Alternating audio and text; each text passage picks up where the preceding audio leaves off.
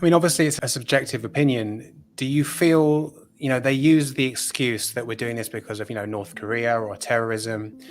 That's more of an excuse as a broad brush stroke to just really try and reduce DeFi's reach? I don't think so.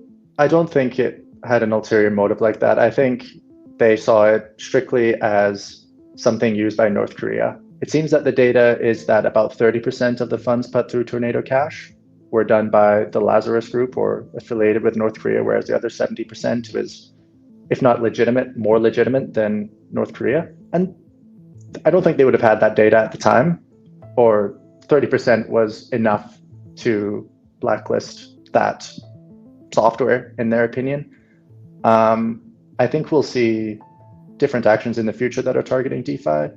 While I don't think that the placing of the Tornado Cash smart contract on the SDN list was an attempt to really regulate DeFi as an industry, I think it really was just an attempt to prevent this tool from helping North Korea launder money. I do think in the 2 to 3 year horizon, we're going to see some more overt actions aimed at the DeFi industry. And as people are really talking about now these past couple of weeks, is we're probably going to see that on the validator level with Ethereum after the transition. I guess another question is, how do they regulate something they don't really understand? Do they hire people like yourself who are both regulation experts and DeFi and crypto experts? Yeah, they do. They'll be, I would like to think that they'll go about it in a pretty reasonable way. They'll talk to the industry and they'll listen to companies like Coinbase, which are being very vocal lately. They'll consult with institutions like Coin Center, which is a public advocacy think tank that advocates for things like DeFi. They were very vocal and upset about the Tornado Cash sanctions. And I think they'll do that.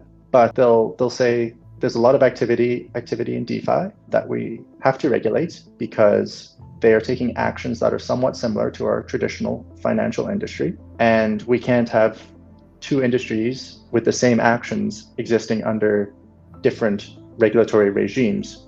We have to get them under one regulatory regime. And so they're going to implement the tools after consultation with industry experts that they think will enforce that regulatory regime. I think they're going to realize as they're trying to go about it that they need to modify the regulatory regime because the tools they have will be insufficient to enforce it.